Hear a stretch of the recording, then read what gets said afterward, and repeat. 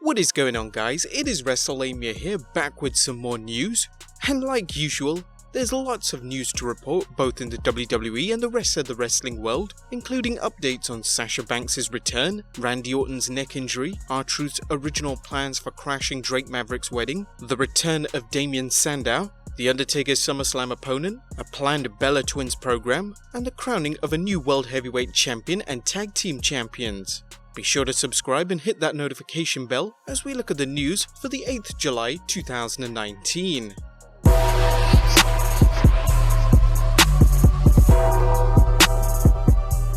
Let's go in with the possibility of WWE spoiling Sasha Banks' return at SummerSlam, as Ringside News tweeted on 7th July 2019 that Sasha Banks is featured on a WWE promotional poster for 2019 SummerSlam pay-per-view, a possible snafu by the same company that made promotional blurbs announcing Paul Heyman's appearance on Raw and Eric Bischoff's on SmackDown last week.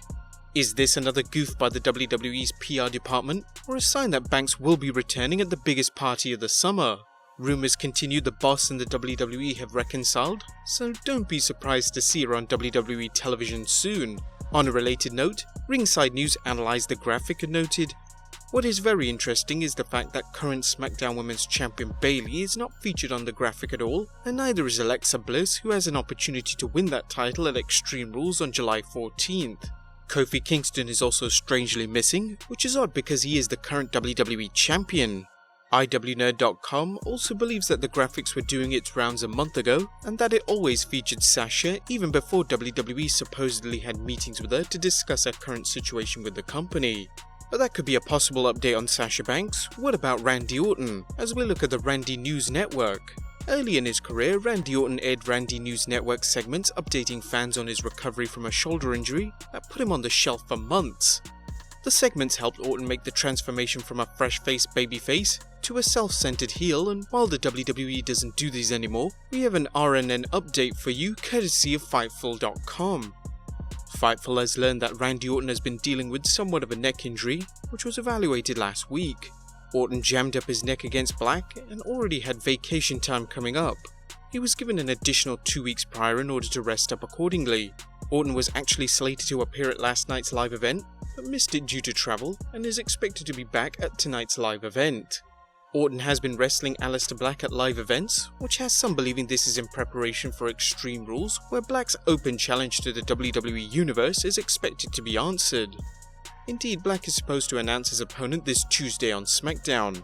Could it be the Apex Predator? Now the next bit of news could be good or bad depending on how you look at it, as the Undertaker vs Sting is set to take place on WWE Reimagined. Fans tantalized by the WWE posting a Photoshop picture of the Undertaker facing Sting in the ring had fans wondering whether the WWE was planning a dream match, possibly one for their Saudi Super Shows or perhaps even WrestleMania 36.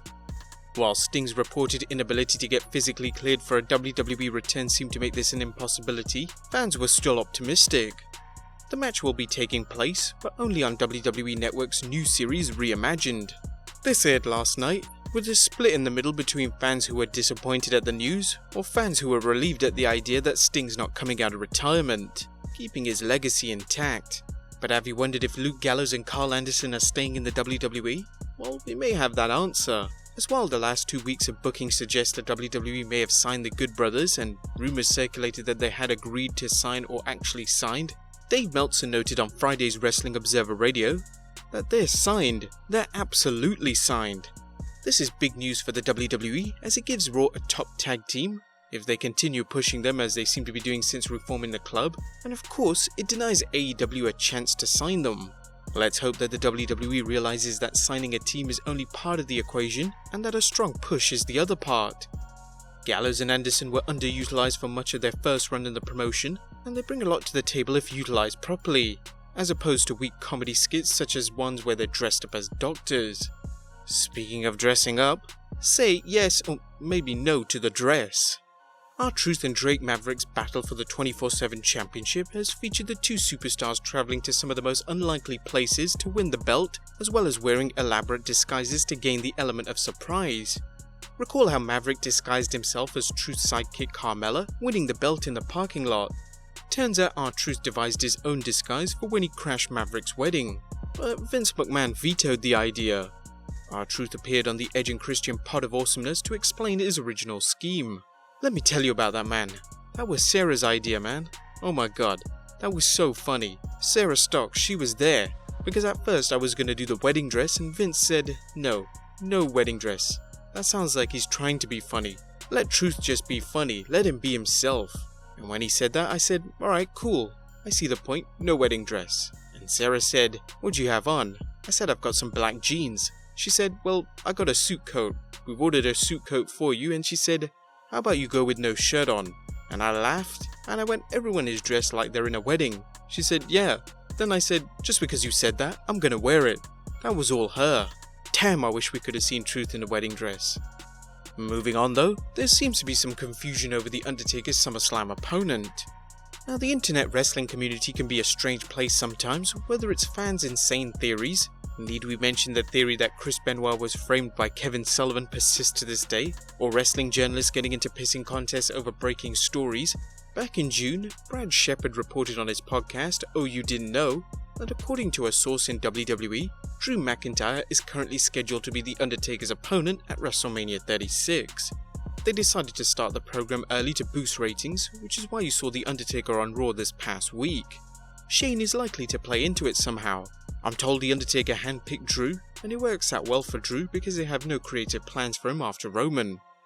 Dave Meltzer reported that Drew McIntyre would face the Phenom at SummerSlam, claiming there was an advertisement for the match. However, we have searched high and low and have not been able to find any such advertisement. However, we think that there is a reason why this report emerged about the Phenom SummerSlam opponent. Brad Shepard previously reported that The Undertaker handpicked Drew McIntyre as his WrestleMania opponent. This report has since been stolen by a couple of publications, including Sports Illustrated, who did not give Shepard credit and straight up refused to even after Ringside News founder Steve from Florida called him out on it. Wrestlelamia could do a video on the various squabbles between wrestling reporters. For now, our only hope is that The Undertaker doesn't get stuck wrestling Baron Corbin. Taker seems hell-bent on rehabilitating his image after his disastrous match against Goldberg at Super Showdown, and Corbin doesn't seem ideal for any such campaign. But there is some great news. One of the most underrated performers in the squared circle, Damien Sandow, is returning to the ring. As after taking a hiatus from wrestling to try his hand in acting, former WWE superstar Damien Sandow recently announced his return to the squared circle, with Wrestling Inc. reporting Sandow will appear at the 13th July 2019 Battle Arts Pro event. Sandow took to social media proclaiming, well, you might as well hear it from me first. I'm here in Toronto at Battle Arts Academy. I attended a wrestling show and I had an epiphany. I've been gone for 2.5 years. Look what's happened to the world. Look what's happened to the business. The world needs me and the business needs me. So tonight, the Millennial Slayer was born. Stay tuned. In other independent news, new World Champion and Tag Team Champions have been crowned, as Major League Wrestling held its King of Colosseum event on 6 July 2019 with 2 titles changing hands. Jacob Fatu defeated Tom Lawler to become MLW World Heavyweight Champion, while MJF and Richard Holiday defeated champions the Hart Foundation, aka Teddy Hart and Brian Pillman Jr. in a ladder match, winning the MLW Tag Team Championship. If you didn't know, Jacob Fatu is the nephew of WWE Hall of Famer Rikishi and son of Tama, aka the Tonga Kid. A news report wouldn't be complete without some AEW news, as there's speculation that NXT will be going head to head with AEW. Now, speculation continues that the WWE will find a way to counter-program AEW's weekly TV show on TNT, rumoured to appear on Wednesdays, with one rumour being that WWE will pit the yellow brand against AEW. Ringside News recently polled its readers asking which show they would watch. The results, as of this writing, 38% of fans on Facebook say that they would watch NXT compared to 62% who said they would watch AEW. On the other hand, fans polled on Twitter had a bit of a closer result, with 43% of fans saying they would watch NXT compared to 57% who would watch AEW. Which show would you watch? Let us know in the comments down below. And the last bit of news, the Bella Twins comeback was cancelled. The Iconics Women's Tag Team Championship win at WrestleMania 35 came as a surprise for more than a few people, reportedly including the champions at the time, and while the duo hasn't spent much time defending the titles, it seems that WWE had a program in place for Billie Kay and Peyton Royce before fate intervened. Turns out the Iconics were originally scheduled to face Brie and Nikki Bella in what would have been a lengthy program. During an episode of their podcast, The Bellas Podcast, Nikki explained what happened. So Brie and we were going to come back and fight for the tag titles after WrestleMania, and we're going to go against the Iconics for a few months. It was going to be a lot of fun, really excited, and deep down inside, I kept having this weird feeling that I needed to get an x-ray on my neck, because for a while I wasn't feeling okay. Brie knows that in December after Evolution, I just kept telling her, Brie, I feel off. Like my head doesn't feel right and I just keep feeling off, and I even told her, do you think I'm just super unhealthy? But I live a very healthy lifestyle, but I couldn't figure it out. As we know, Nikki discovered she had a cyst on her brain and herniated disc, which regrettably seems to have ended her in-ring career. Before her diagnosis, things seemed to be in place for the program, with Brie Bella noting, a SmackDown after WrestleMania. I mean, we had it all planned out. We were in New York, thinking it's still happening. Career-ending injuries sometimes heal over time, such as Shawn Michaels' 1998 injury that seemed to end his career, so don't rule out some twin magic down the road. But there you have it guys, the latest news from WWE, MLW and AEW. What do you think of these stories? Be sure to leave your comments down below, subscribe if you haven't already, follow us on Instagram and Twitter, and I'll see you next time with some more wrestling content.